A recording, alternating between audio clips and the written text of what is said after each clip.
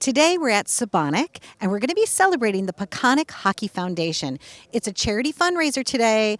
Wow. You know what? They don't have ice. They don't have an ice rink on the East End. And today, hopefully, the dreams will come true.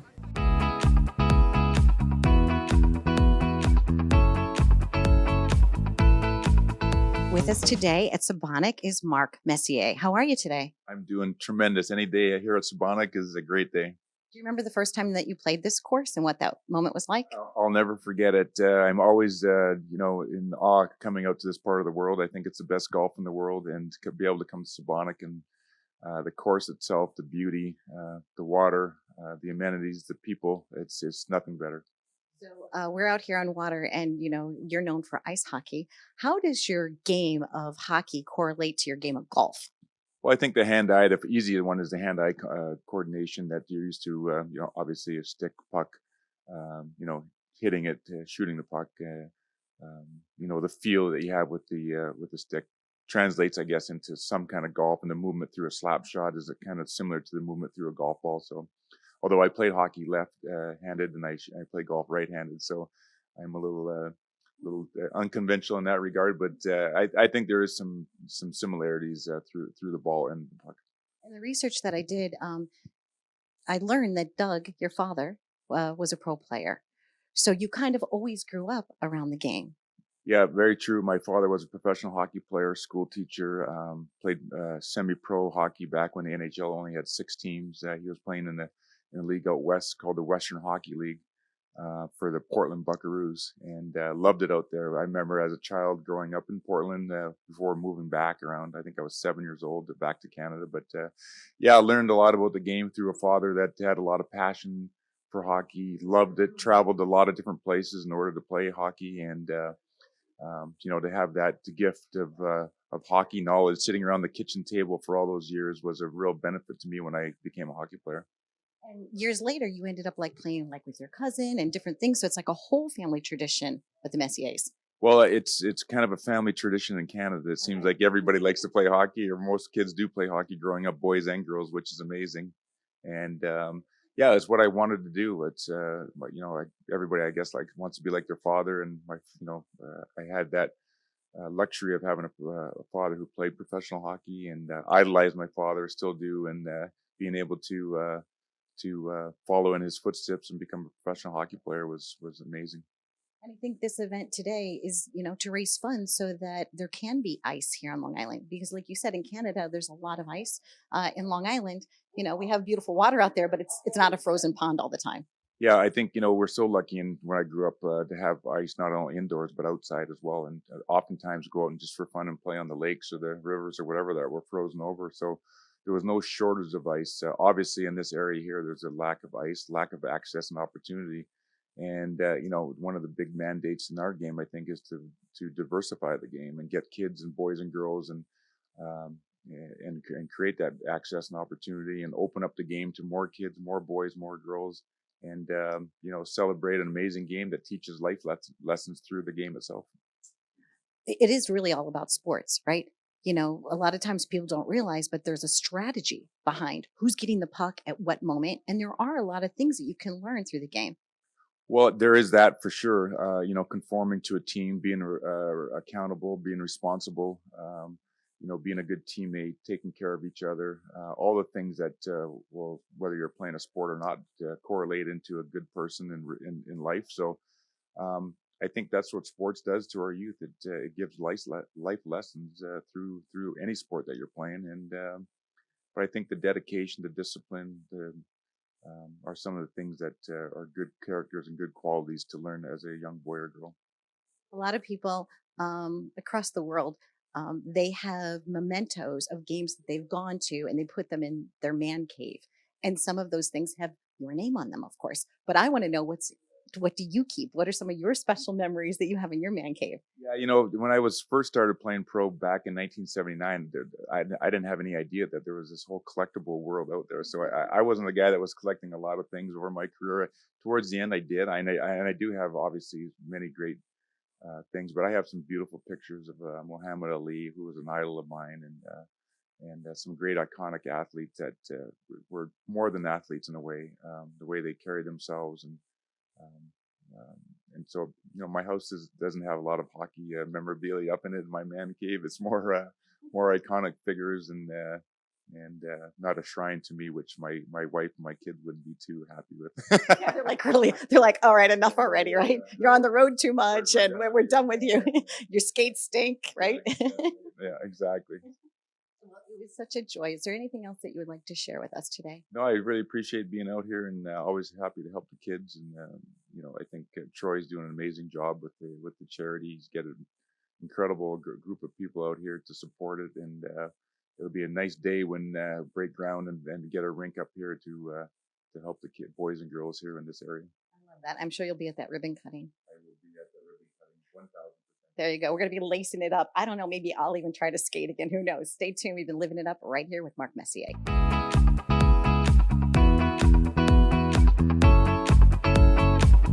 Hello, Fritz. How are you today? Good. And tell us how you got involved in this event today. So I've been playing hockey for 5 years. I started out playing in New York City. After COVID hit, we moved out into Long Island, and there was really no ice hockey out here until we discovered the Peconic Hockey Association. And from there, it's been a really fun journey on ice hockey. Yeah, I see somebody that you might be a brother of yours, possibly. You want to invite him to come over? Austin, come over here. Hi, Austin. I'm Donna. Nice to meet you. And how old are you, Austin? 6. 6. Okay, and are you also playing hockey yet? Yes, he plays on the 8U team. Okay, so the two of you together, right? I'm just going to have you interview your brother about it. Okay, so you hold the mic in this hand. I'm going to give you a little media training. So you hold the mic here, and he'll talk, and then you go like that. Austin, why did you like the sport of ice hockey? What? Why do you like the sport of ice hockey? Yes, I do. And how about you? What makes you like it? A lot of the teamwork in it. I play a lot of single sports like golf and tennis. But for games that I play like lacrosse and hockey, it's really fun to be part of a team. And during tournaments, it's fun. Screwing around in the hotels and stuff like that. It's fun. That is fun, no matter what your age is. It's all fun. And I see that you have a signed cap. Who signed your cap? Mark Messier, that was really cool. I got to take a picture with him. What's another tip that you might want to give a future hockey player?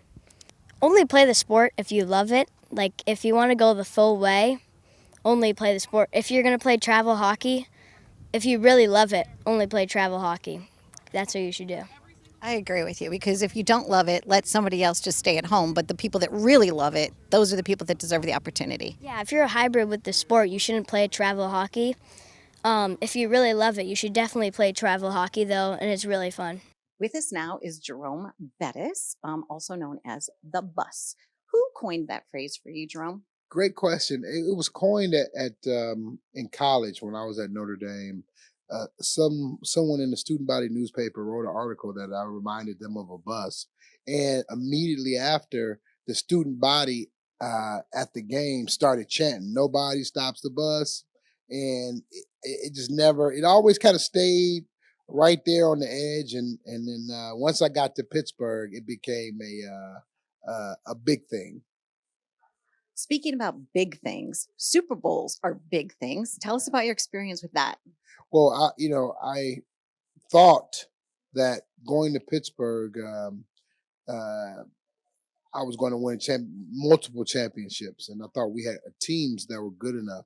But as it turns out, we struggled, and we made it to the playoffs every year, but we weren't able to win it all until my final year, and we were able to uh, pretty much shock everyone and become really the first 6 seed to go all the way and win a championship. So in my 13th season in my hometown of Detroit, uh, I was able to win a championship, and that's a rare accomplishment, because how many times does a player get a chance to win the Super Bowl in his hometown and retire on the spot? So it was a really big moment for me.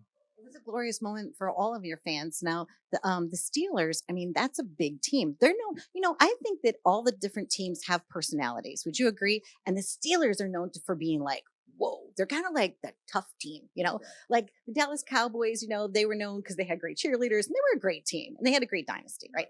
And, the Cardinals, as I told you, they left, they left us, and then we got the Rams because I grew up in St. Louis. But growing up, Were you excited when you found out that you were going to get to play for some of those great teams? It's funny you say that because as a kid, I wasn't a huge football fan, but I was a Dallas Cowboy fan. So going to Pittsburgh, it was like going to the enemy. Right? And so, and the one player that I hated more than anybody was Franco Harris. And who was the first person to really befriend me when I got to Pittsburgh? Franco Harris. And he has become a great person, great man. So it was, it had to happen that way. But now I am full fledged a Pittsburgh Steelers fan through and through. I think it's a great organization, great family that runs the team, and they do it the right way, and they take care of the players and make sure that it's players first. So it's a great organization. I know it's a storied organization, and when you hear the Pittsburgh Steelers, you think toughness and physicality, but it was tough all the way through the organization. So that's what I'm proud to have played for the Steelers. And today we are, raising funds so that we can also help upcoming athletes just get some ice, because you can't play football without a field. And you can't play ice hockey without ice. And the one thing that I try to do is try to lend myself and whatever celebrity I do have to support foundations and the right reason. And this is 100% the right reason, right? And yeah, I never skated on the ice, and well, as a kid, I did a little bit. Growing up in Detroit, hockey was very big, but it's one of those I still want to support because I think we owe it and to pay it forward to give all the kids that we can possibly touch an opportunity, and I think that's what was given to me, and you want to provide that same opportunity for the next kid that he can go out and fulfill his dreams. And I was fortunate to be able to fulfill my dreams and stand on the podium as a Super Bowl champion. And what you want is you want that kid to have that opportunity if that's his dream. And it may be his opportunity to get to college. And we don't know, but what we do know is we've got to help, we've got to do our part. And so coming here, supporting with the thought that we're going to, raise funds for kids to get the ice time that they need and actually get a facility where they can actually, get on the ice. So that makes it all the worthwhile because once you know that's available to the kids, then you're going to see 30, 40, 50 years from now, you'll see the benefits that ice provided. I have a question for you that just came to me. Do you ever go back to Detroit to your high school field and just kind of walk on the grass just to kind of get grounded? Well, unfortunately, they tore my high school down, so that was a sad day for. Sad day. It's one of those. I go back to Detroit all the time because that's the essence of who I am, and so I go back and my family's still there, so I get a chance to spend time in Detroit because it's always going to be a special place for me. It's where I grew up. It's where I had the pinnacle of achievement in terms of my NFL career, winning the championship. So Detroit means an awful lot to me. You're just such a nice person. And when you, were able to go to Notre Dame, who were some of the people that helped you along the way, Jerome? Do you have like key people that said, wow, I see talent in him. This is going to happen. I see, were there like moments? Well, there was, obviously the head coach, Lou Holtz, he was the dictator, if you will, but he was also a very good developer of talent, but also of men. And his expectations of you force you to grow up early and to have that discipline that you needed to have and the work ethic that you have to live by. And so he created and kind of grounded me, gave me all of those key necessary components that I needed for the next level. So I would have to, think about that Notre Dame time. He was definitely the key person that helped me evolve and become the person that I ultimately became. It's awfully nice that you're here so that other people can have that afforded to them. So thank you very much for joining us. I could sit and visit with you for a long time. We even said, I'm like, I'm from St. Louis. And, so thank you. Thank you for all that you've done in your journey as a leader so far. And have a great day today. Are you ready to golf? This is like your fifth time at this event, right? All right. So is there a hole that you love the best at Sabonic? Oh man, the whole course is just unbelievably great. So I'm excited to be out and playing with some good people. There you go. It's the Legends Tournament today, the Invitational. So stay tuned. We've been living it up right here.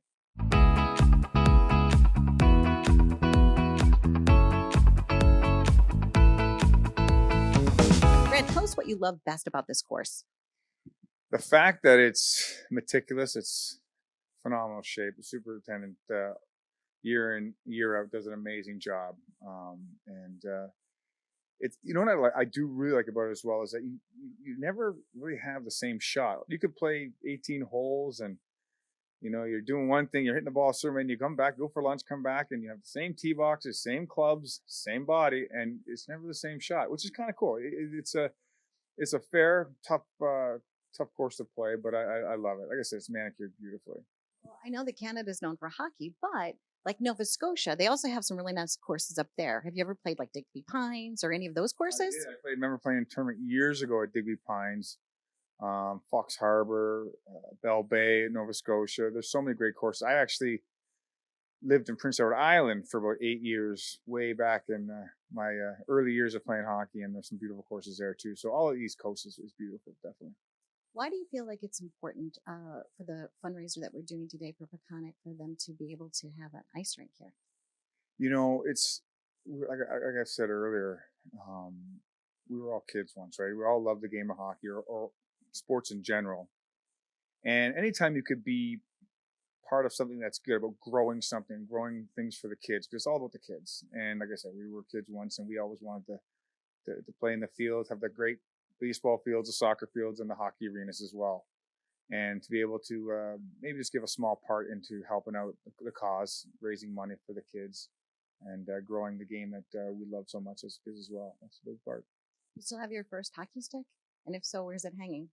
I don't have my first hockey stick, but I have my first NHL goal, which I have with my, I was fortunate to win 2 Stanley Cups. So I have that with my Stanley Cups as well, which is kind of a great thing for me.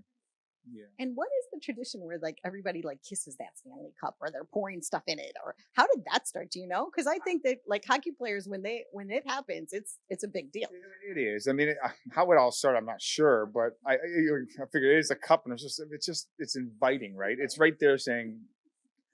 I remember I had my first daughter was just a little baby, so I had her in the cup, and then went to maybe beer and then. Ultimately, at the end of it, slept with it overnight, which was kind of nice. My wife didn't really care for that too much, but that was too bad. We worked so hard for something, and it's tradition, and we feel as hockey players it's the hardest trophy to win, but it's just a great accomplishment to be a part. It's just been play this great game. It's all about coming together as that bond with a group of guys, and to be ultimately work so hard and to win one is ultimate challenge and great feeling, and I was able to win 2, so very fortunate. Congratulations on that. And thank you very much for what you're doing out here today so that they can grow up as winners too. So way to go. Well, I appreciate it. Like I said, my career is over, but it's the other side of my career now, the back end of just being there to help out people and to instill confidence in these kids, because it's all about them. I have 3 daughters, and I want them to be the best they can be and to be very, confident and take care of themselves and be on that right path. So if I can do this and help it, I'm proud of them. Have fun today. I will. I heard it's going to be a great day for golf. Yeah. There'll be a few curse words just from my swing. I don't know. I'm hoping it might be. I'll think of them loud, but I'll say them soft. How about that? Just don't check anybody at the ninth hole or anything. No. Okay. Stay tuned. We've been living it up right here at Sabonic.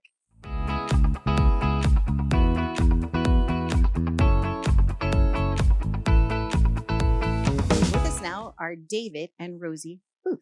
Welcome to the show. How are you guys? I'm good. Are you okay? Are you good? Say yeah. She's shy.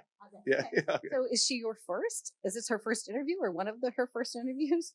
Actually, last time we were in New York, my wife is in the modeling industry, and my wife and Rosie got to do a job together in August. So it was really cool. Yeah, seeing them work together. But this would be her first interview. Yeah, she's still learning how to talk. Yeah. So you grew up in a Christian household, always doing wonderful things for others, very philanthropic. Tell us how that, growing up in that environment, helped you be the man you are today.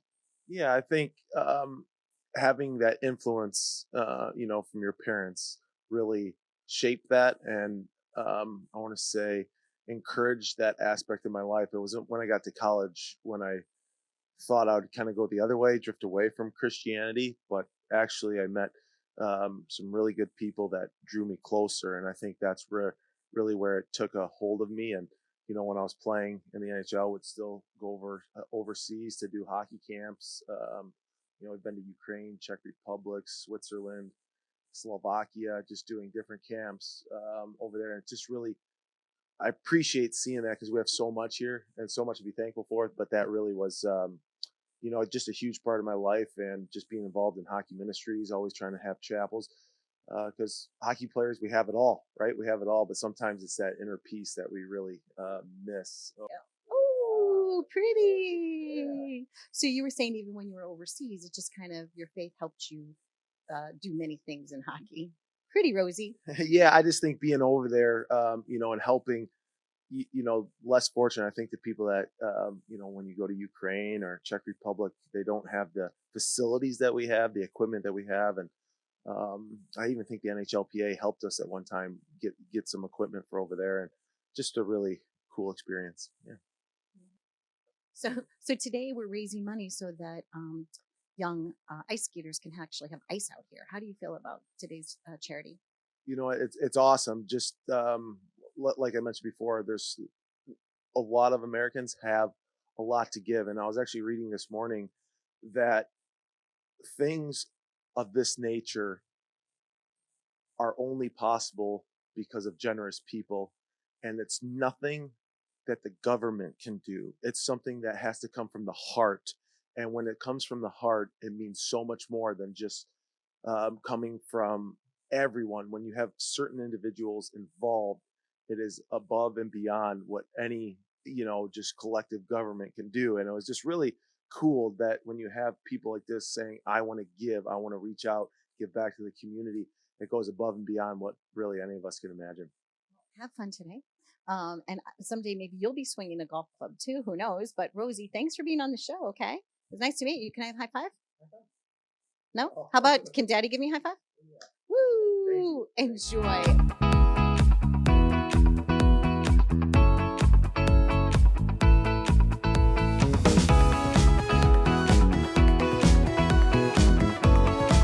You prefer Ed as opposed to Edwin or Eddie? You just like Ed? Ed, yeah, that's what I'm known as. It's a grand old name. Yeah. Well, when your first name officially is Vernon, that's like a boy named Sue. What do you have to do with a name like Vernon? You have to be either the toughest kid in the neighborhood or the fastest. So I go by Ed. Okay. And when did you start going by Ed? No, right from the beginning. My mother, she actually called me Eddie. Okay. But it's Ed. Yeah. Anyway. That's a fun story. So growing up, you grew up, and at what age did you start playing the game of hockey? Oh, we played on the streets. We didn't have skates, This is when you're 6, 7, 8. First time I guess I skated was probably 9 years old. Unlike these kids today, they start when they're 3 and 4, when they start to walk. But yeah, about 9 years old started to skate. But we skated, on the ponds whenever we could shovel off a patch of ice up in Oshawa, Ontario, outside Toronto. So but that's the way we did it then. Yeah. And even today, outside, they had like a rink set up in the parking lot at Sabonics. How fun is that? Oh no, that's the kind of thing that we all kind of grew up with. We didn't have the sophisticated sticks and things like they have today, those plastic things, but no, we didn't have boards. We used to use packed ice, and when we shoveled off a patch of ice, that was our boards. And yeah, and the kids that weren't very active, they got to be goalies. So we called them targets. Ask you. So you didn't play goalie. What were the positions that you enjoyed I playing? did. When I first started, I was a goalie. Yeah, my first couple of years as a little boy, I was a goalie, but there wasn't enough action. I guess because the team I played on was so good that they didn't let anybody into our end. So I said, I know I'll become a defenseman, and I was a defenseman through junior hockey in my early years in the NHL, and then slowly I started to take up into the forward lines, killing penalties, taking face-offs, and chasing the best players from the other team around. Now, when I talked to Kevin Weeks, who's a good goalie, he was telling me about 5-hole. So I think if you play goalie a little bit, then I think it also makes you be a better shooter. Well, right? Because then you kind of maybe anticipate the openings. yes, and it's interesting that the 5-hole really started to become a shooting spot when goalies started to use the butterfly. In the early years, stand-up goalies, and you're hearing more and more about the old-fashioned way of, stand-up goaltenders, where they stood up, played the angles, didn't give up the top of the net like they do when they butterfly. But yeah, the 5-hole was a favorite because the goaltender's locked into that, and there's always going to be a little space. A few of the guys like Mike Bossy and some of the others, they could find it a lot easier than some of us. So, yeah, but they'd make the goalie look a little bad when it went between his knees. So, yeah. Who are some of your other, I was going to say compadres, some of your other friends that played hockey with you that you still, kind of like reach out to and call?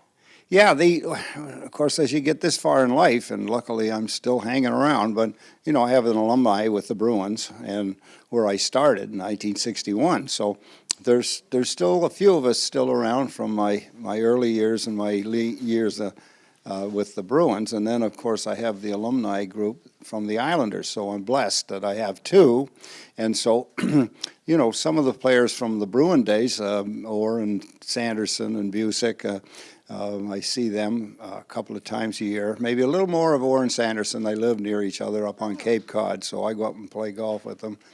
And, of course, here around Long Island, we've got, fewer and fewer, but there's still some of the guys that haven't immigrated totally to Florida yet, but I see them either in Florida or on Long Island at events such as the one we're here with, which is wonderful. You get to see all these great people that left their marks individually and collectively here in the area.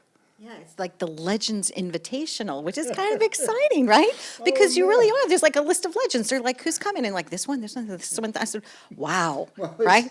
It's known, we call it a major. Okay. Because, because of the wonderful people that Troy and his group that put this on, and you would never say no to them. Right. But the fact that all these guys recognize what they're trying to do with, with this wonderful event, and give a lot of pleasure skating-wise, not just hockey players, figure skaters, and so on.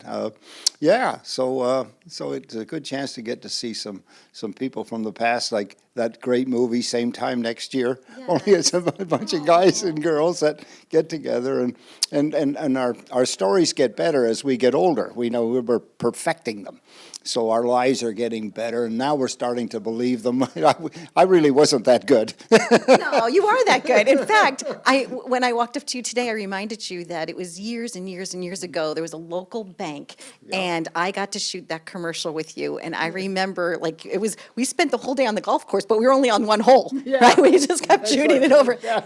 As a matter of fact, one of the people that I spend a great deal of time with even today was chairman of State Bank of Long Island, which is, of course, now not State Bank anymore. It was bought by Valley National Bank. But anyway, the people, even from that team on the bank side, Yes. I see several of them, and as I say, I'm here today and see a great deal of a fellow named Tom O'Brien he's the chairman. He was the chairman of the bank. So that commercial, and I was with that bank for 24 years. So that was another team, a fellow named Tommy Goldrick, who brought me to the bank back in 1988.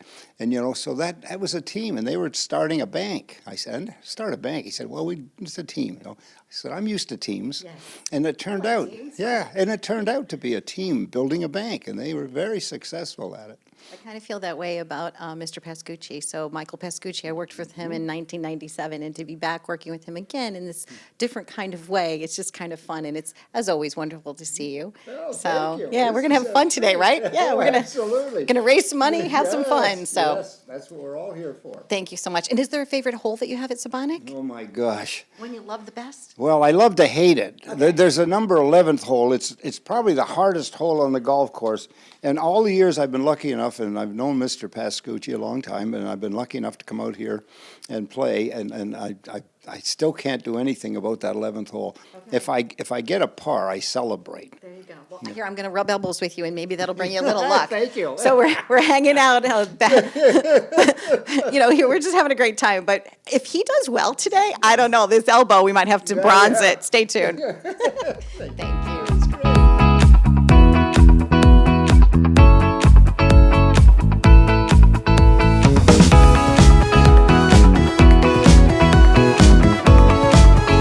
With us now is Jim Leyritz. He's been a guest on the show a few times. We should have been counting how many times we've been. But I always love to see you. So tell us about Sabonic and why you're here today. Yeah, I mean, it's the first time I've ever been here. Yeah, and it's so I actually drove up yesterday. I got here about 3 o'clock, and I met Troy for the first time. And I was like, wow, this is pretty special here. I mean, when You know what? You almost have to be knighted. Hold on. there you go. Thank you. Wait, or a big S. Yeah. Superman Sabonic. Here we go. Yeah, Congrats. I It's drove cool. up, and Troy's like, hey, he goes, you want to go out and play? And I'm like, sure. So David Booth, from the hockey player from the Panthers, we went out and played 12 holes yesterday to kind of get used to the course and have a little bit of an edge on some of the guys. But no, it's a beautiful place, and I couldn't believe that, I've never been up here before. So I didn't know that Sabonic, National, and Shinnecock were all right here. So I told Troy, next year, I'm coming up 3 days early. And I'm going The trifecta? I'm going to do the trifecta if I get a chance, yeah. But it's beautiful here. I'm sure you're going to love Sabonic the best. I might be a little partial. But we're here today, and we're raising money so that they could build an ice rink on the East End. That's important. I didn't even know they didn't have one. Yeah, I mean, it's one of those things that anytime you can get something, a foundation like this to raise that kind of money, to build something where kids have a way of going somewhere, to play, to stay out of the streets, to stay out of the malls and things like that, where they can actually go and do physical activity and not just, hockey, but ice skating and everything else that they can possibly do. It's a great opportunity to really develop kids into a cohesive, a place for them to go to stay out of trouble. And I think it's a great idea. Now, you have won some really nice accolades for your baseball playing. Yankees, and the other team was? Well, I played for the other team was the Padres that went to the World Series. Yeah, we actually lost to the Yankees. I know. And I'm thinking to myself, I'm like, wow. So in one way, you go to the big game and you win for them. And then you were kind of the reason that you won against them. What was that like for you? That's kind of cool. Yeah, I mean, listen, when I went to San Diego, I was actually with the Red Sox at the beginning of the year. Then I got traded to the Padres, and I was so happy because I knew that this team was going to go to the World Series. And to go back and play against the Yankees was really kind of strange because I had just won with them in '96. And but it was funny because once they beat us in San Diego, they swept us. Mr. Steinbrenner called me. I was walking down the hallway, and he's like, "Leyritz," and I said, "Hey, Mr. Steinbrenner." He's like, "Are you the king of San Diego, like you were the king of New York?" And I'm like, "Well, kind of." And he's like, "We need a place to go celebrate the World Series." I'm like, "Wait a minute, you just beat me 4 games, and you want me to put your party on?" And I said, "George, only for you, I will do that." And I invited like 10 guys to Junior Seau's place, and we all went down and hung out. And it was kind of strange. The Padre fans weren't too happy with me being with the Yankees, who just beat us. But I'm like, these are my friends. These are guys I was with for almost 11 years. And then, of course, I get traded back to the Yankees in '99, and we win another World Series in '99. So I got it. So it was like Yankees. Yeah, it was Yankees. No, but you won with the Yankees twice. Yeah, '96 and '99. Oh, for some reason I had that mistaken. And my daughter-in-law, Amy, if you're watching this, Drake Smith, you're going to be like, Drake, did you really do that? But for me, I grew up in St. Louis, so I was always a Cardinals fan. So I didn't have my Yankees history exactly quite right. Usually when I see you, sometimes you wear pinstripes still. Do you just like that? Just like the pinstripes? It's a good look. Spin strips going down make you thinner. Makes you look a little better. know they've got a good pro shop here, so you might have to get some Sabonic memorabilia too, right? Definitely gonna. I didn't wear a hat on purpose today because I'm gonna go down and buy a Sabonic hat. I always try to get a hat from everywhere I get to play, especially iconic places like this. It's so lovely. And you know, it's interesting too, their symbol on the front of the door actually came from an old farmhouse. Yeah, the S was carved into a farmhouse, and they decided when they found that they were going to be nostalgic, and that's how that S came about. So I like little pieces of history too. So today we're raising funds, and is there any type of like memorabilia or something that you're looking to buy? Like what's in your man cave? You know what? I have not seen what they have today, so I'm looking forward to it. I usually try to get a trip. Okay. My wife and I like to go on these little trips, and usually get a pretty good deal when you're at these type of events. But Accommodations provided by, right? exactly. But I don't have a man cave. You don't? No, it's funny. My wife is, got remarried in 2011, and she was not a big baseball person, and she's got her house decorated beautifully, and I'm like, well, can I put up some of my baseball stuff? She's like, nope. Oh my gosh. She's And like, she's going to laugh at this interview because she's going to be like, good job, Drake. She'll be like, yeah. So I don't get too many memorabilia stuff as far as jerseys and items like that because I don't display them. But trips and things like that, and it's really nice to be able to donate to the charity, to the foundation, to see what they're doing. And like I said, Troy, just meeting Troy the other night, knowing the passion that he has for the foundation, it's just great to see, and it's wonderful to be a part of and to support. he's an A-lister all the way. Thank you for visiting with me again. And then the next time I'm going to come up with some other funny little tidbit. And you'll be like, no, Drake. Thank you so much. Thank you. Visiting with Jim Leyritz. Stay tuned for more. You've been living it up right here. Go Cardinals. Shh, don't say.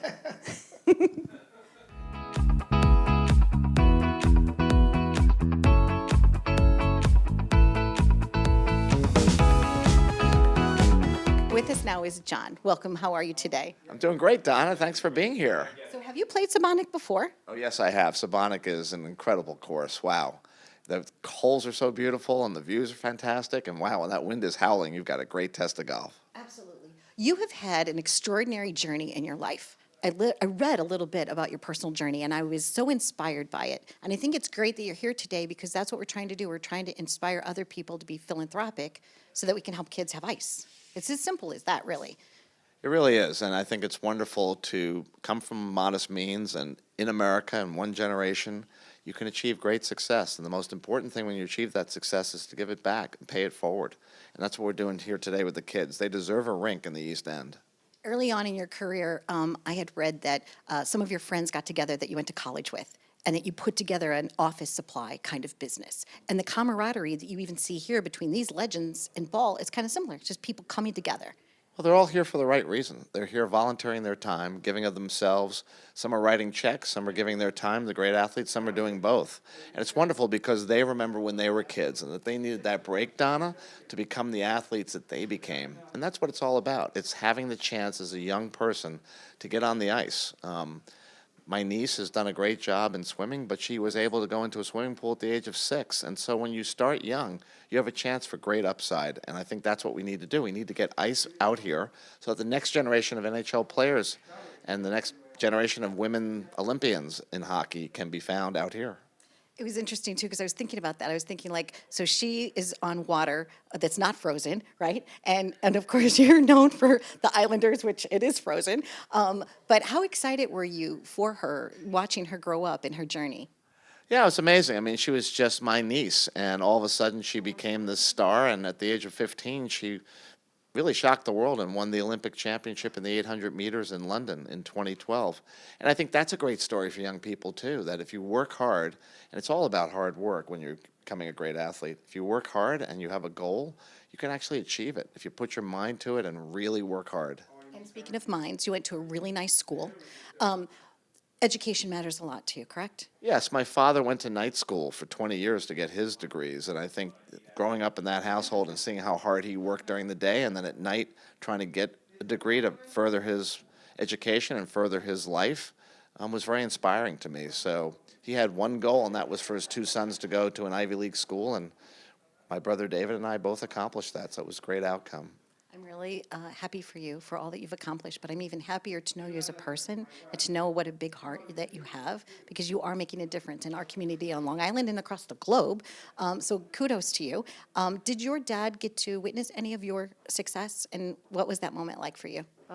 It was great. My dad was a wonderful man. He's gone to heaven since then, but he was very inspirational to me as an immigrant from the Czech Republic, a refugee. And I think today, when we think about building a proper home for our fans of the New York Islanders, I know he's looking down saying, wow, that's a great accomplishment. To give all that joy and fun now for generations of Long Islanders to come is a wonderful thing.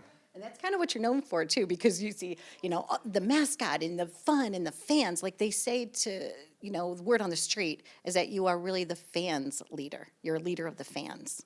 Well, the fans have been very nice to me, and I think what's great is that during the playoff run last year, we were able to sit with the fans. And I think, you can be up in an owner's box and you can be looking down on your subjects, or you can be with the fans having fun. And getting in the mosh pit after we win, having them chant your name was a thrill for me. But it was really a manifestation of their love of the New York Islanders. I'm just representing that team in that moment. But the Islanders are a community trust and a community treasure.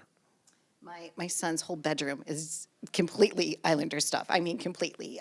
Years ago, I used to belong to the Islanders Business Club, and so he was about 2. Wow. So he's been a fan since he's been about 2 years old. So just, thank you. You're a great person, and I wanted to just spend a little time with you because I wanted to shine a light on you and the way that you shine a light on others. Well, thank you, Donna. I would hope that you'd rejoin the Islanders Business Club when we started again. We wanted to wait for our new arena to reignite that program, but hopefully you'll be a part of it, and hopefully your son and your whole family will be able to enjoy many wonderful memories.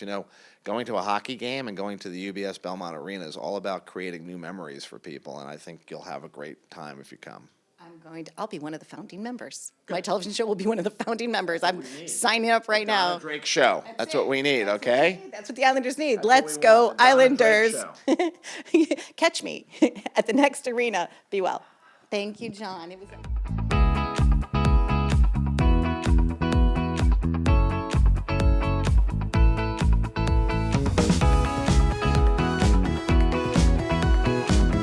With us now is Butch Goring. Hello, and how are you today? I'm well. I'm excited to play the golf course, and because I love golf, but I'm also excited just to help this particular charity. I was out in the front, and all the young people, girls, guys, are all playing hockey. So it's always fun to help out in any way you can.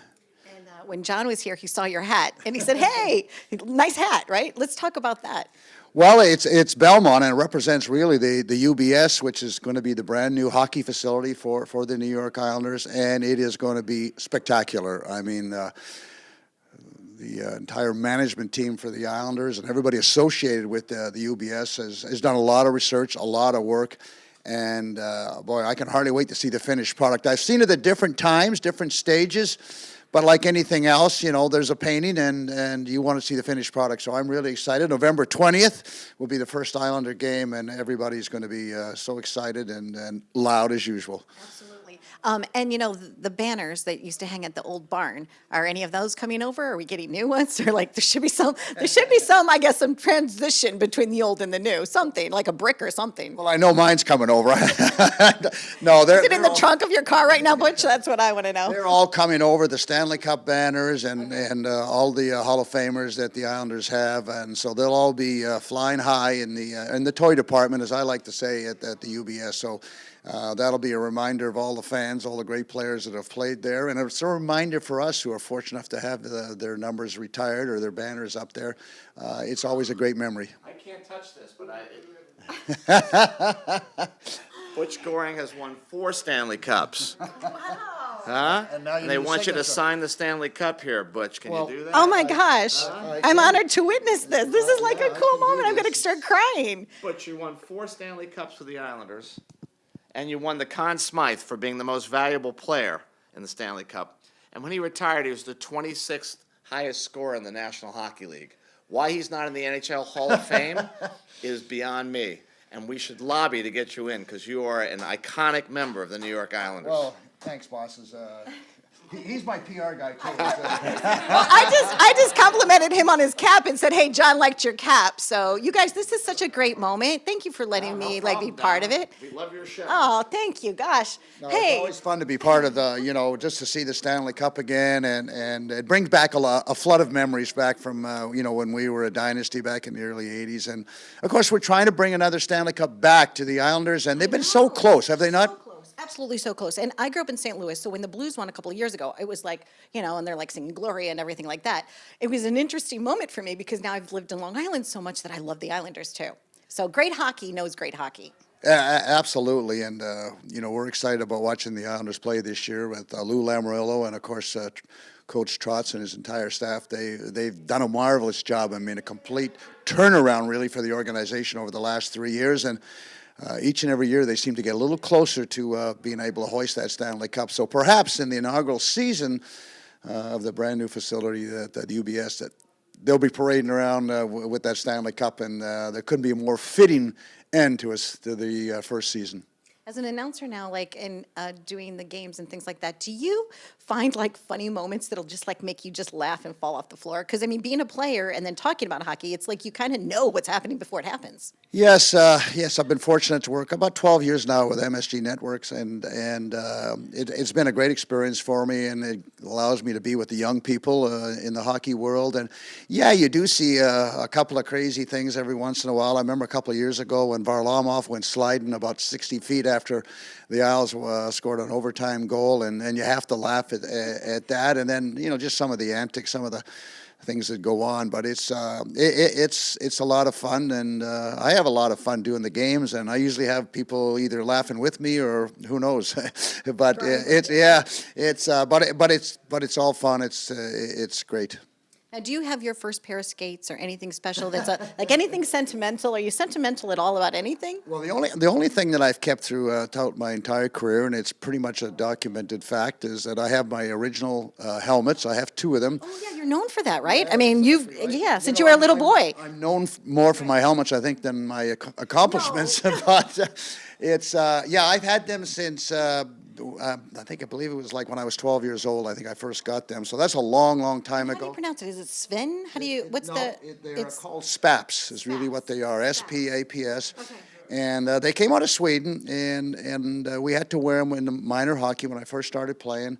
And I just never saw any reason why I should change. And so I kept them through my entire career as a hockey player, right through pro hockey. And so you still have like the old I ones. still have them, yeah. And they didn't offer a whole lot of protection, but that was okay. Well, obviously you did really well for yourself, and you're still doing great. And today it's all about giving back to the future generation of hockey players. Yeah, it really is, and everybody's pretty much, especially all the former hockey players, alumni. They're always reaching out to the kids, boys and girls, and trying to get them to understand not only hockey but life in itself and the trials and tribulations. But we all enjoy it. I mean, we don't feel like we're obligated to do it. We want to do it. We want to help them out. We want them kind of maybe learn from some of the lessons that we learned along the way. Maybe they don't stumble as often as we did. But no, I was a coach for 20 years, and I coached young kids, juniors, pros, and so I love to talk about hockey, as you can probably tell. But again, I'm always trying to help young people just to understand that the world out there can be tough, and don't be scared to ask for help. But for a lot of the players like myself, we're there, and we're willing to do anything we can. I'm so excited to meet you. This was fun. And to get to witness you signing that was cool too. Fun moments here. We're having a great time here at Peconic. Stay tuned for more. We've been living it up. And please remember, just give back in your community, your time, your talent, or your treasure. Whatever you have, just give.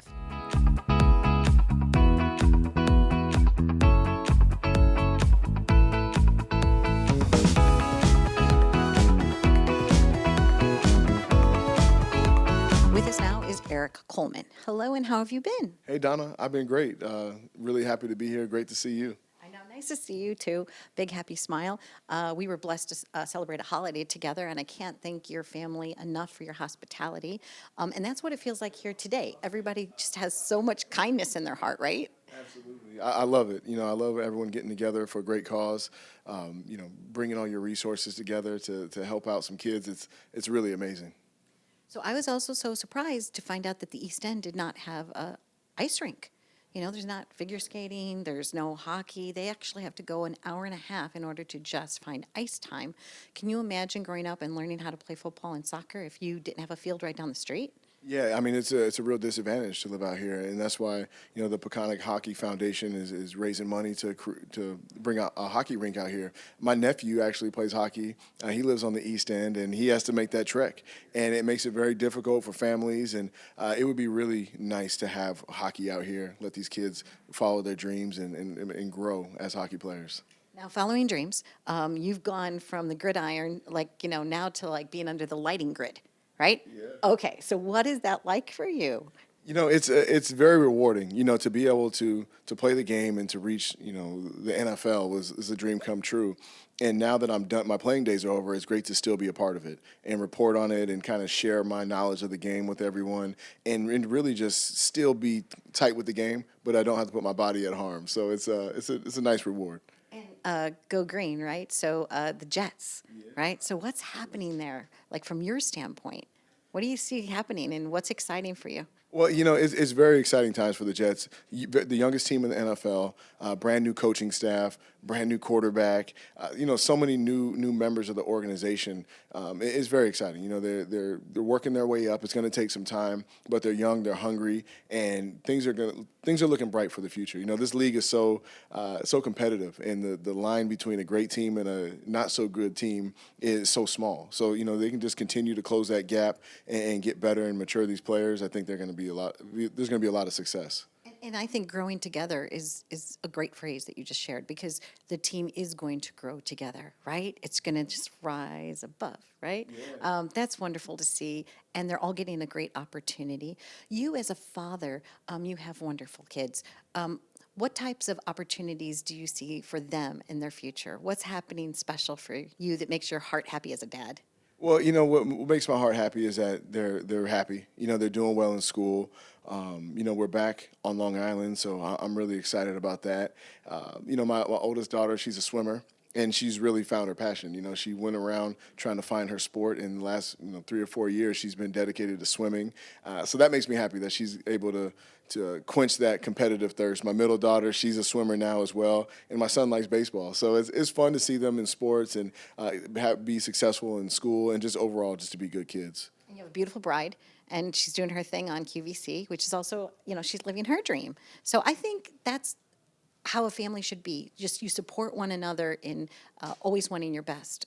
And that's what I think we're here, doing today too, is that everybody's coming together. They just want to see the best opportunities for kids. Yeah, I think it's very important, to, especially for my wife and I, to set that example for the kids of working hard, giving back, helping support others. I think those are great values that we should all spread around this world, and try to help others, and just really do your best to be kind to one another. And that's why I love this event, just to bring all these great people here to raise money, to raise awareness, to create a hockey environment for some kids can do something after school. They can, follow their dreams. Even if you're not going to be a professional hockey player, you can come out here and enjoy the ice and have that be a part of your upbringing.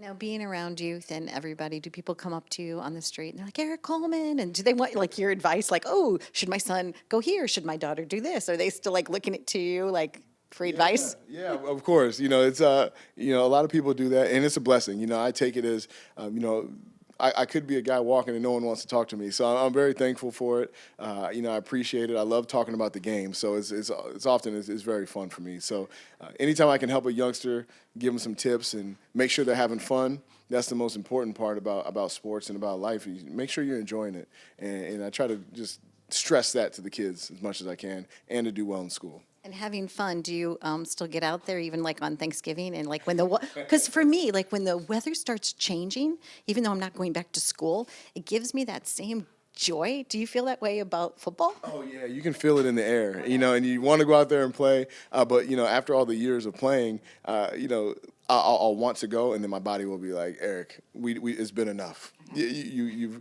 put your body through enough where it's all good. So I try to find other ways to try to live through my kids. I try to, watch the game and try to find other hobbies to keep my competitive juices flowing. I'm thinking at least a Nerf ball, Eric, where you can like go out for a pass with a Nerf ball, maybe. Yeah, I love it with my son. He loves football. Maybe one day he'll play, but it's fun playing through him. He tackles me, and it's really a good time. Well, I thank you for joining us. We're going to have a spectacular night tonight. They have such a wonderful course here at Peconic, and this is your first time, so I'm glad that. Isn't it beautiful from the moment you enter the gates? Oh, it's breathtaking. The views. It's just one of the nicest courses I've ever seen. And the people are even better here. Yeah, they are really nice. Well, stay tuned. We've been living it up right here with Eric Coleman.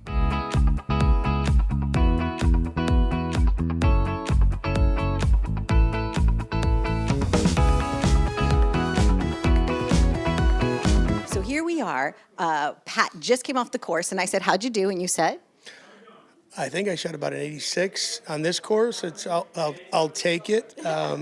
But we had a lot of fun, and most importantly, it's for an amazing cause. So "It's really nice." I was so impressed when I found out and learned more about what Troy and Karen were doing and trying to build an ice rink out here on the East End. I thought that was a really admirable cause. I think it's tremendous. I mean, if you think what sports does for kids, the exercise, the camaraderie, the learning life lessons, I think it's kind of an antidote for what we really need. I mean, you learn life lessons and character development. So sports and having a place for kids to go to and just, be kids with everything we've gone through with COVID and the isolation, to have a place where kids can go and have fun and exercise. I mean, I grew up around rinks, whether it was an outdoor rink or whether it's an indoor rink.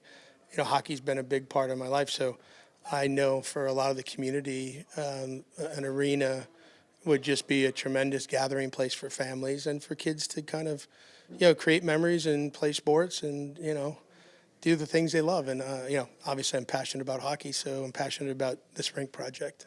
Now, you moved at an early age because you were born where? I was born in St. Louis. Me too. I was born at St. John's Hospital in 1965. And do you remember the hospital? No, but it was Kirkwood, Missouri, 1965. There you go. Yeah, I was like, there's that connection. What day? What date? What's your birthday? My birthday's June 3rd of 1965. Are you a little earlier? February? February, yeah. That's what I thought. Yeah, so I grew up, and most people that are born in St. Louis, they always say, what high school did you go to? But then I realized that you moved at 7. So what was that move like? Do you remember, was it your dad's job or something? Or? It was my dad's job. My dad was with Chrysler, and it's a great story. He was a foreman on the line in St. Louis, and then he put himself through night school.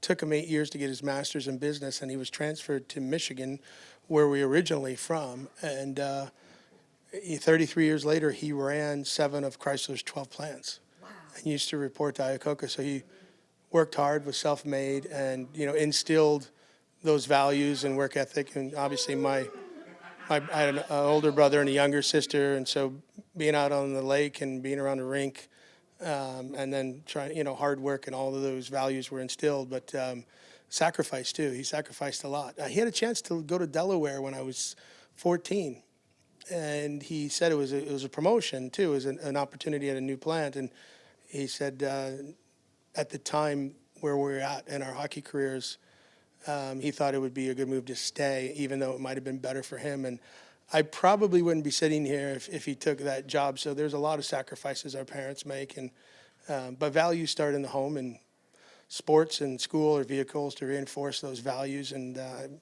fortunate to have 3 amazing kids and son-in-law and daughter-in-law now, an amazing wife, and now I have a grandson. So it comes full circle. So it's been a fun journey, but it all starts with family. Love that. You're so sweet and so humble. You actually have gotten, I wasn't even sure which accolade to talk about. Was it the congressional this or the Vatican that? Or I'm kind of going to go with the Vatican because I think, maybe that gets top billing sometimes, right? But for you, your own journey in these some 56 years, for you, what are some of your own personal highlights besides your family? Well, I mean, obviously to be able to play at the highest level, be recognized at the highest level. You don't anticipate any of that. I was a kid born in St. Louis, raised in Detroit. As you know, I left at 7, raised in Michigan, played my minor hockey. Even back then, if you were able to get a college scholarship, that was the bar. And I still think that's an amazing accomplishment.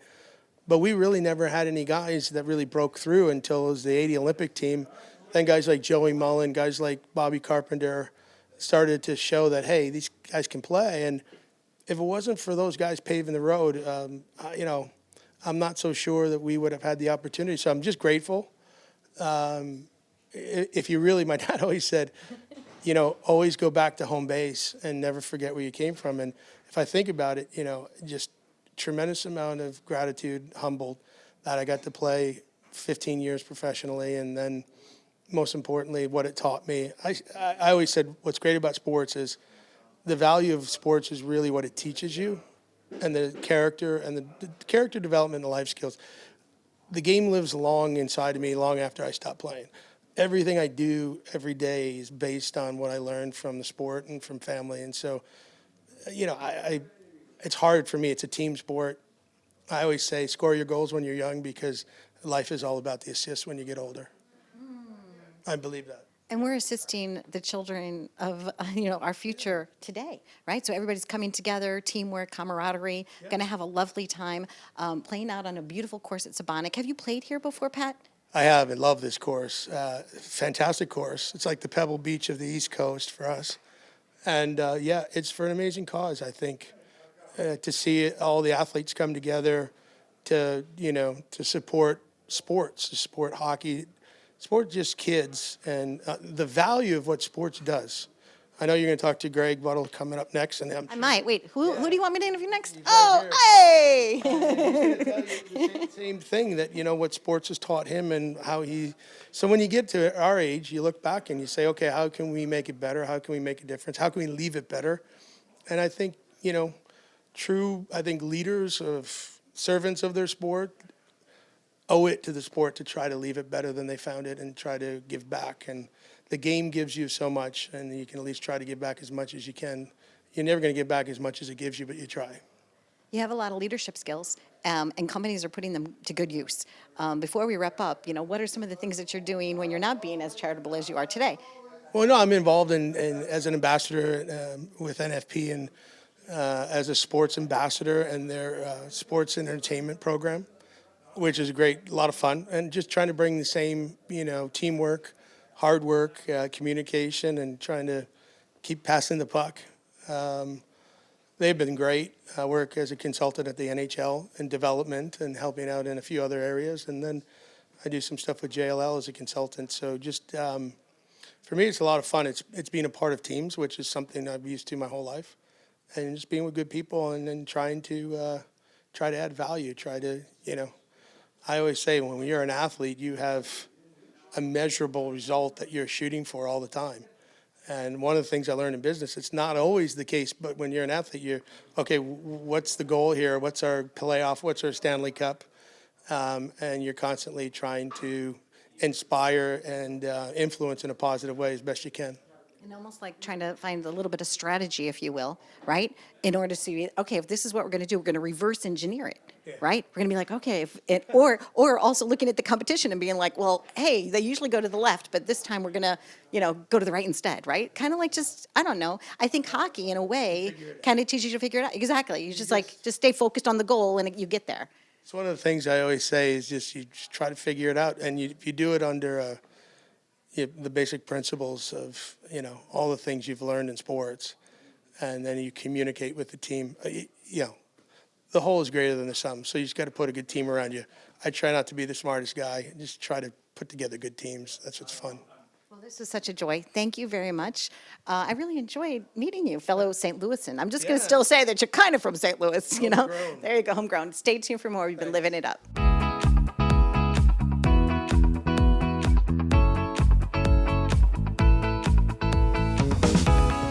Hello, I'm Donna. Daniel. Hi, Daniel. Tell me a little bit about you. I play ice hockey for the Peconic Hockey team. I've been playing for about 6 years now. I'm just supporting this foundation, a really good foundation to build a rink out east. They really need it because all of them are like hours away. What position do you play? I play left wing or right wing. I used to play center back in high school, but I'm more of a left wing and right wing guy now. Is there anybody special that you've always wanted to meet that you got a chance to meet today? Mark Messier was a big one. Really? Yeah, that was great. All the guys are just amazing. all guys I want to meet, you know? Big legends. Yeah. And I'm probably looking at a future legend. So I'm just going to shake your hand and call it out right now. So, future legend right here. Stay tuned. We've been living it up. With us now is Greg Buttle. Welcome to the show. How are you? I'm peachy. Excellent. Good. Do you still root for the Nittany Lions? No, Okay. Who do you root for now? I don't root really. I'm a fan of the game, but I'm more of a critical fan instead of a rooting fan. I do enjoy what I do with the Jets, and I do root for the Jets to win. I'd like to see them win. You know, they've gone through some tough times, and better times are ahead, I'm sure. They have a young team, the Jets, right now. As according to Eric Coleman, he said that they're kind of rebuilding and things like that. When you were playing ball, what was your favorite part about that, camaraderie of what the team means? Well, it's different, I would think, in different sports, but in football particularly, the locker room is like your living room, and it was hard for me to understand how the media was allowed in the locker room all the time. You come back and you're tired, and you're cursing at each other and having a good time, and the media's there, and so you have to watch what you say. That was the biggest change, I think, from what college was. There was no media at Penn State. They weren't allowed in the locker room except for game day, so it was a little different for me. But that being said, I had a lot of great friends playing football, and Kleck and I were roommates for 9 years, and Dan Alexander and I were roommates for 9 years, and you make all these good friends. You don't see them as much today, but the memories are there. It's wonderful. Today we're raising funds because there are people that would like to be able to get out on the ice on the East End, but they're not able to because they don't have a rink. Tell us about why you decided to participate today.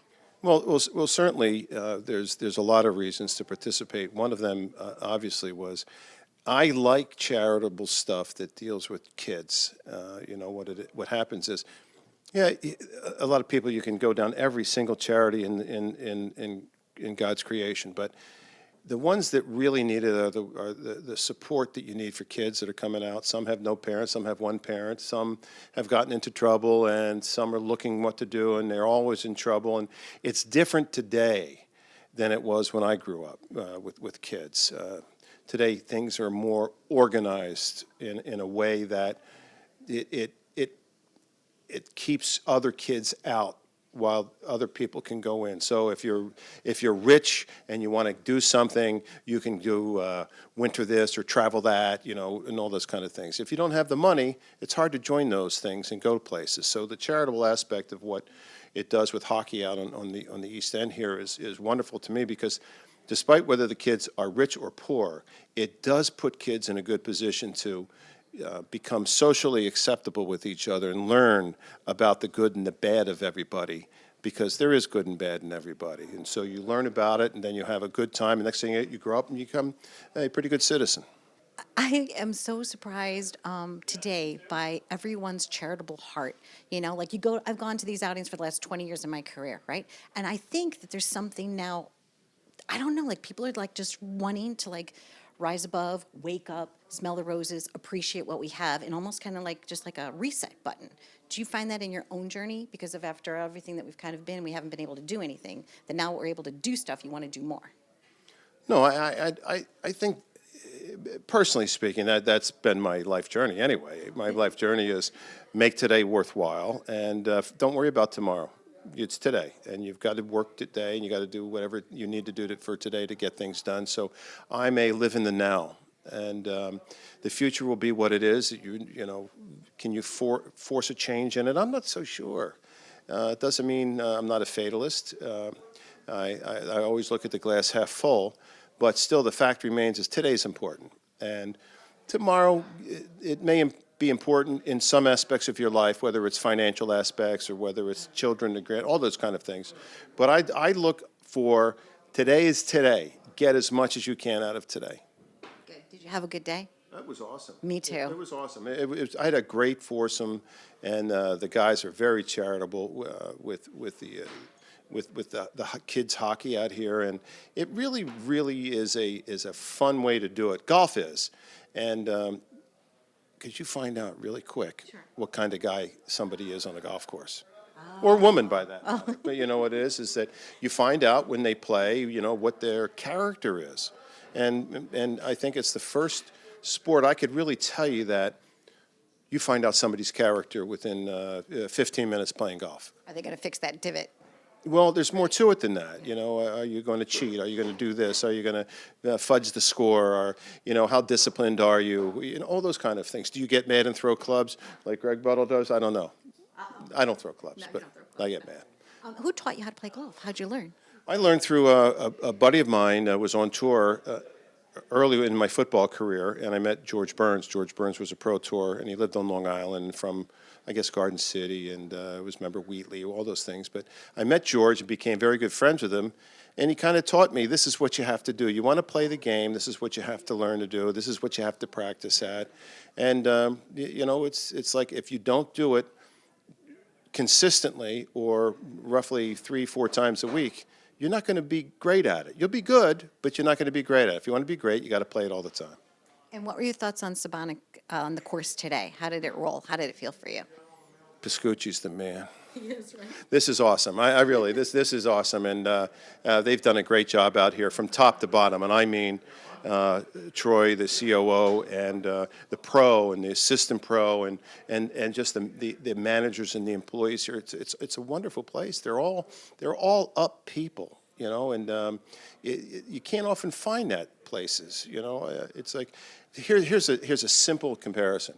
If you go to MetLife Stadium and you go to a Jet game or a Giant game, you'll walk down the corridor, and not because I'm me, a lot of people don't know who I am, but those employees are there and going, have a nice day.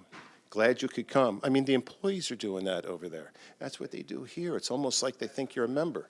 And it's wonderful. And it's not glad handing you or doing anything like that. It's doing the right thing, having respect for people that are going out and doing things. It's the sincerity of it. I agree with you. From the moment you walk through the threshold here, it just feels good. So thank you so much for your time. It was really nice to meet you. And even talking about the serendipity of somebody mentioning my name earlier today. I love that. It's like that's how the universe works sometimes. That is funny. Sometimes there's 6 degrees of separation of Greg Buttle. You never know. That's an awesome thing, though. It is an awesome thing, and I'm happy to be like close to you now. Hey, there you go. Stay tuned. We've been living it up. I mean, these people are legends. It's so exciting. Stay tuned.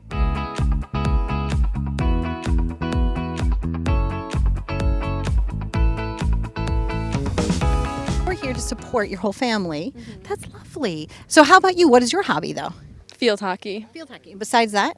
I do track. You do track? Yeah. Okay. How about shot put? Have you ever thrown a shot put before? Yeah. How good are you at shot put? I'm not really good at shot put, but I'm good at the pole vault. I do that. Show me your move. Show me your pole vaulting move. I don't really know. You just need to plan it and run really fast to get a high, like vert with the pole. Okay. And how close do you need to plant it in order to make sure you can get over? It kind of depends on your height because it's how far your arms are out, and that depends. So there you go. Future Olympian, you never know. Stay tuned.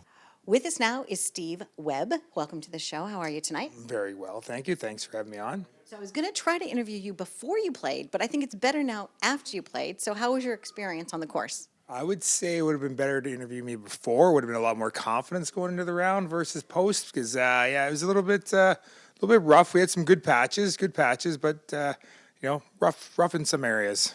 So the front nine and the back nine are the same, except it's like the reverse. It's like an infinity symbol almost. It's pretty impressive out there, yeah. Have you played here before? I have played here before, yes, a few times. And what do you love best about Sabonic? I just love, the evenings, late in the day when the sun's going down, right on the water.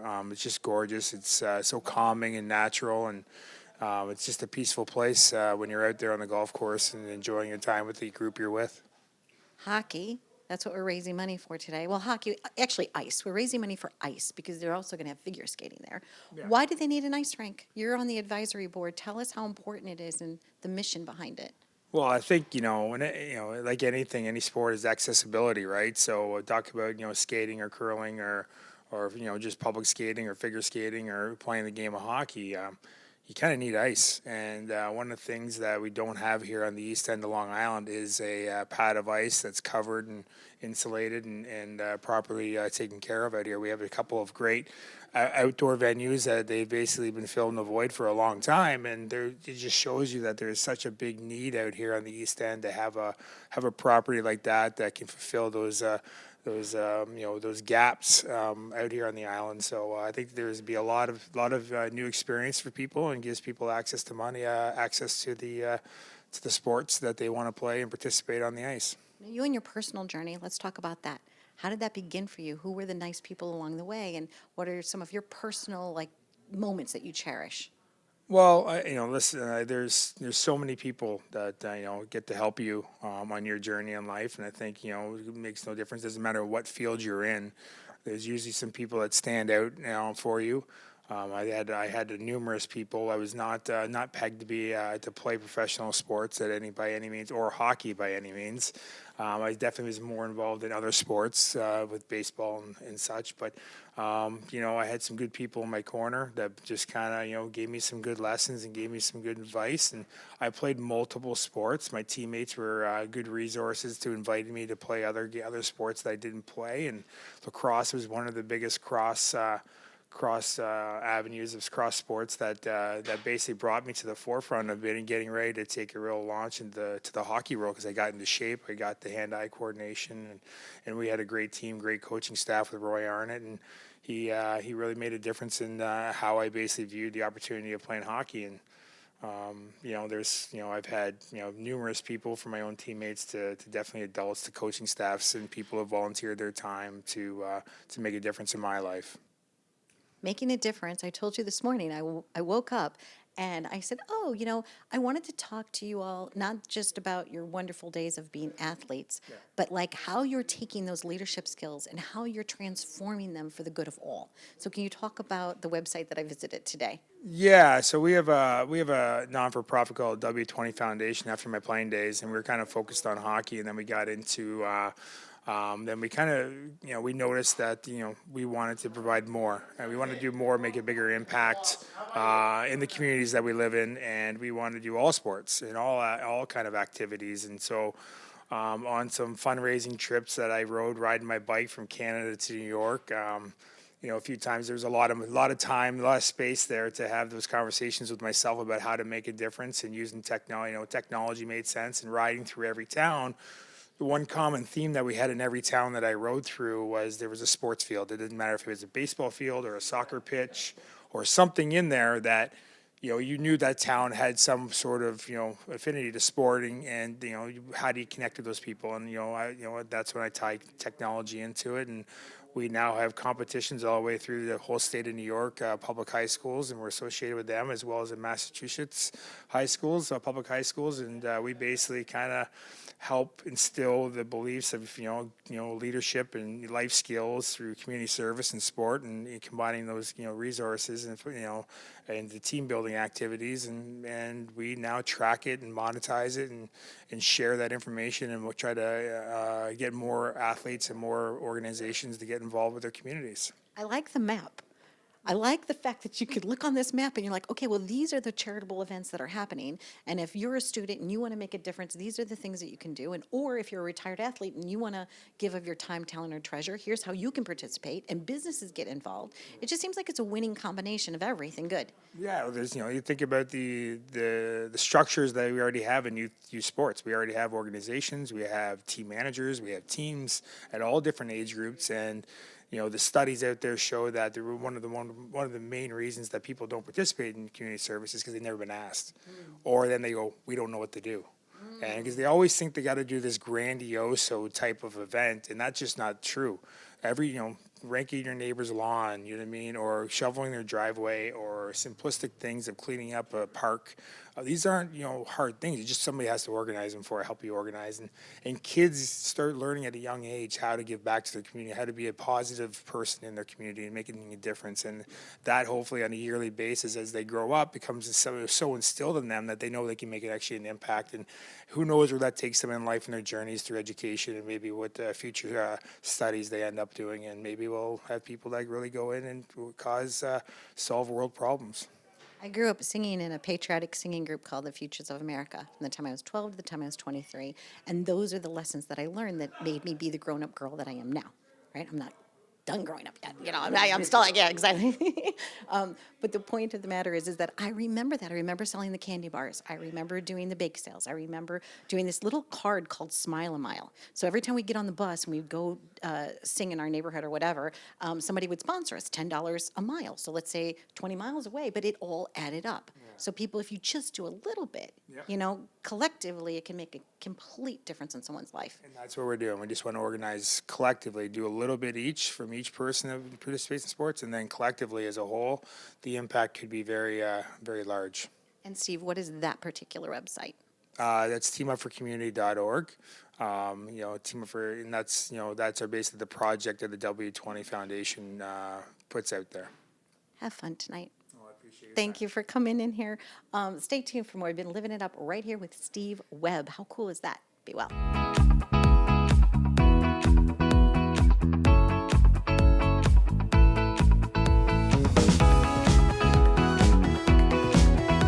We are here at Peconic, and we are in the clubhouse room, which is really cool. And we are celebrating this with Marty right now. How are you? I'm good. How are you? Good. So we got to see the golf carts. Even the golf carts at Peconic are nice, aren't they? Wouldn't you want one of those for your home? Like, they ride really well. Absolutely. Everything here is just spectacular. I was laughing with you as we were walking in here because I said to you, where was the first place that you played? And you didn't know that I knew the answer, but I did. And when that was? In St. Louis. First, your name came first. In 1996, I was a first-round pick for the Blues. So it was exciting because the draft was actually in St. Louis as well. So it was a fun time and great memories. And I wasn't there very long. I was there 3 years, but it's a great city and a great sports city, and I have a lot of really fun memories. You've played on some great teams. What are some of your own favorite cherished memories? I think just the relationships you build and the teammates you have, and it's interesting now being older and looking back at the things that you did over your career, and what you really remember is all the the great times you had with your teammates and how everyone had worked together for a common goal and trying to accomplish something is it's pretty special, and having the ability to look back now and now have like the next generation with my son and working with the Islanders and in development is really cherishing the time that you have. And it can get away from you a little bit as far as, not being in the moment as much as you wish you were at the time. But I think when you look back, you really realize that something you did was pretty special. And that's translated for you, too, in what you do now as a career. Yeah, I think that, my career now has, I think a lot of the skills that you develop that you don't even know, whether it be teamwork or working with others and hard work, and has really translated into that next stage in your life. And, I think that, we talk about a lot as guys try to establish themselves post-career. I think you develop skills you don't even know that you have, and it's just trying to find a way to bring those out. And as I was doing my research, you do things in a non-traditional kind of way, right? So you put together packages for people where the obvious might not be the obvious, but for you, you find a way. And it's kind of like sports. Yeah, I think the key in what we do is alternative finance for real estate. I think it's very similar in that it's can be competitive, and you're trying to win deals or win people's trust. And I think it's the same kind of skill set as far as doing what you say you're going to do, working hard, and creating relationships and where people are going to believe in what you're doing. Believing in things is why we're all here today, because we really believe that it's possible for them to have some ice out on the East End. What was your initial connection? Like, who invited you, and why did you say yes? I think with Troy, he's such a great guy, and it actually started with Garrett Boddington, who works here at Peconic, and just getting to know the people here, and then their relationship to hockey drew guys out here. But I'm on the other side of that now, in that I have a 10-year-old that's playing hockey in Long Island, and just knowing how difficult it is to find ice time here, how hard it is to get quality ice time for people. I think you see where the need is, and what he's doing is a great thing, and he has a passion for it, and we just try to support that any way we can. Did you give him any of your old skates? No. He's not fitting into them yet. Are there too used to even like they're not going to cut the mustard no matter how you try to sharpen those blades. Those are gone, and you know when the time has passed with that. So yeah, and it's funny too. You now with technology, everything's changed so much that you're kind of behind the eight ball with what used to be. Yeah, he's looking at you. He's like, yeah, I'm not lacing those up. No, it's not. Not having it. How are other ways that you're celebrating life these days? I think just between family and work, I think it keeps you pretty busy. I have two great kids, and they're full into their activities and sports, and your life evolves. Where when you're a professional athlete, the world and you live in this kind of bubble where the world revolves around wins and losses and how you're doing, and it can be a little bit of a selfish existence just because you live and die with those things. And I think once you step out of it, you realize that it's not quite as important as maybe you thought it was. And I have a great opportunity now to watch my kids grow and be involved in their things, and they've kind of taken the forefront. So I think it's a good evolution in your life, is taking a step back and letting them kind of take the forefront of it. My son just had homecoming at his high school, and he's in 11th grade, and I had to hold my camera down here so that I didn't look like his mom. Meanwhile, I was beaming with pride because I remember cheerleading on the football field, and I'm like almost living, like you said, you live kind of now and you see them and you just want the best for them. You just want them to find that joy, or when I went to my son's football game, he played under the lights for the first time, a couple weeks ago, and I was like, this is cool, right? This is life. I'm finding so much joy when they have joy. No, and I think those are the things that you look forward to and appreciate now. And, it was a great opportunity to play in front of 15, 20,000 people, but I get just as excited to watch, my son or daughter play on a high school field or in their 7th grade lacrosse game. So it just changes the focus, and it's great. It's been a great kind of transition, and it keeps us busy. And your efforts today are going to help others, be able to watch their kids skate and enjoy their activity. So, and not have to go an hour and a half away because that's homework time or that's family dinner time or that travel time really does impact on the family. So that's cool. Without a doubt, I think that the game of hockey has given us so much as players, and I think that everything we have today is because of what the game gave us, and it's a good opportunity to give a little bit of that back to people to realize what great life lessons we learned, and being able to do that and making it convenient for people would be obviously makes it that much easier to get more people involved. Thank you very much, Marty. It was nice to meet you. Yay! Former Blues. Yeah. Stay tuned.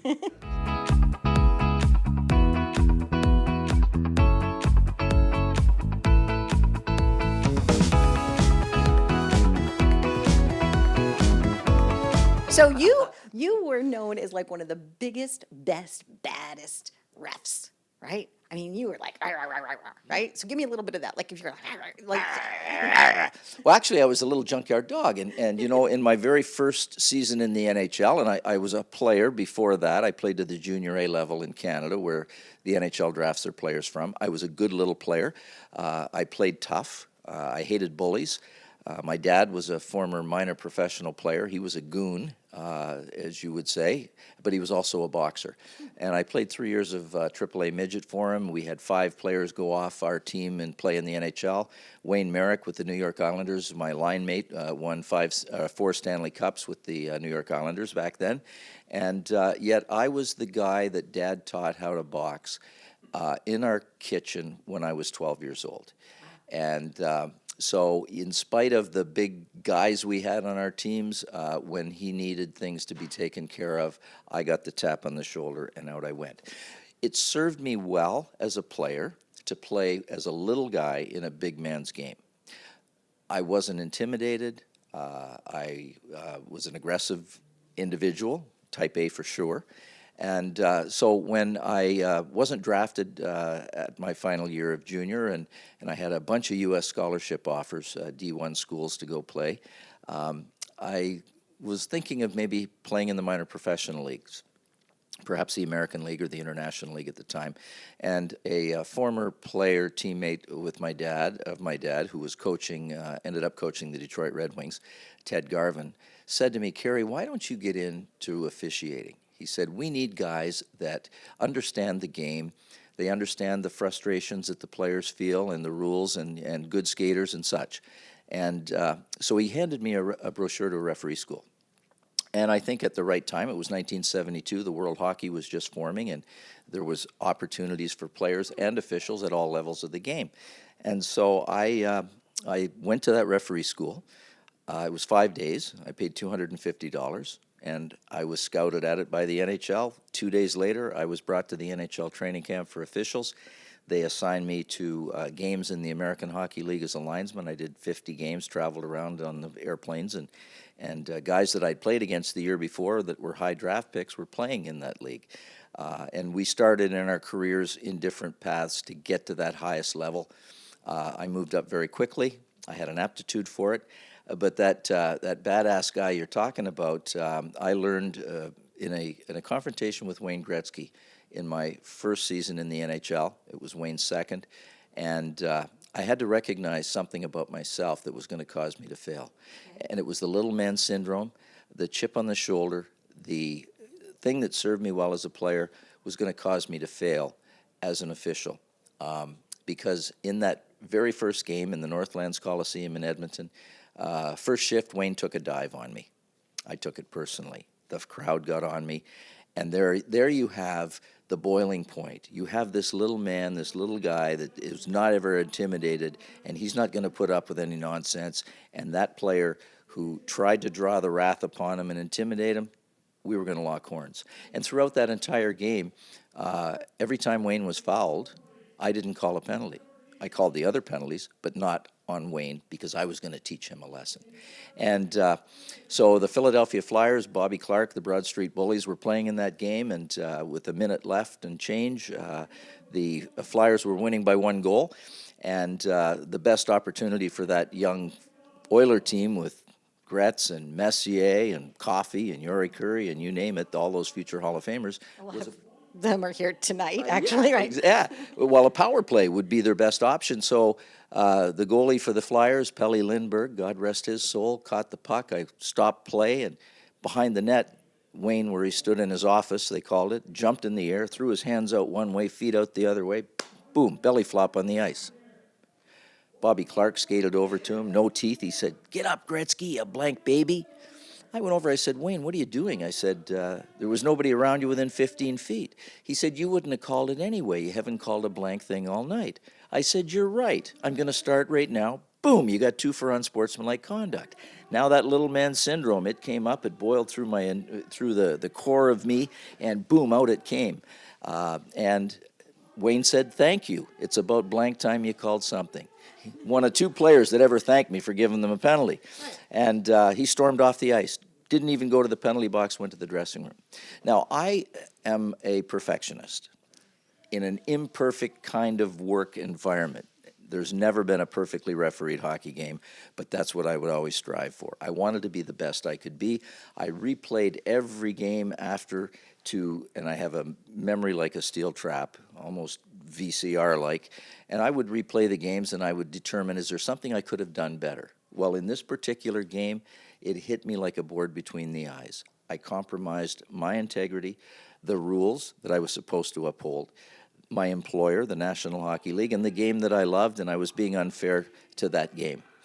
So I quickly recognized that stuff inside me that I was through childhood, through my environment, through my dad, through the playing of the sports that I played, in the schoolyard, you name it. We all acquire those sorts of things. Some are positive, some are negative. I had to control this impulse, this little man syndrome, chip on the shoulder, that would reflex. It would surface when I was put under pressure or stress, and rather than flight, I was the fight guy. And I quickly recognized this is going to cause me to fail. The next time I saw Wayne Gretzky, I apologized for my conduct. I said, it is not acceptable, but I asked him, please do us both a favor. If you're fouled, the call will go up, the arm will be raised, but please don't dive on me. I take it personally. We developed a great working relationship, and I started making those kinds of relationships with players. They will tell you, I think most of them, that I was firm, but I was fair. And that's the best that I could ever hope to be recognized for as a referee. Honest, integrity, firm. When I tell you something, if I give you a break, you better not do it again because you're going to sit. And today, really, on the course, nobody was sitting. Everybody had a lot of fun because we're trying to raise funds for the Peconic Hockey Foundation. And I hear them announcing the winners. I don't know who it's going to be, but it's going to be somebody. Are you excited? Well, I know it's not me, but nonetheless, I'm excited for whoever's going to win. You know, it's what we can give back. And when I came here last night, and Mark Messier and I got together, and we chatted, and we traded stories, and it's a reunion. And we can be in different factions of the game, and even ex-teammates or competitors. When hockey people get together, it's like a reunion. We all share a common love for a game, and now we also share a love for giving back and creating situations that are good.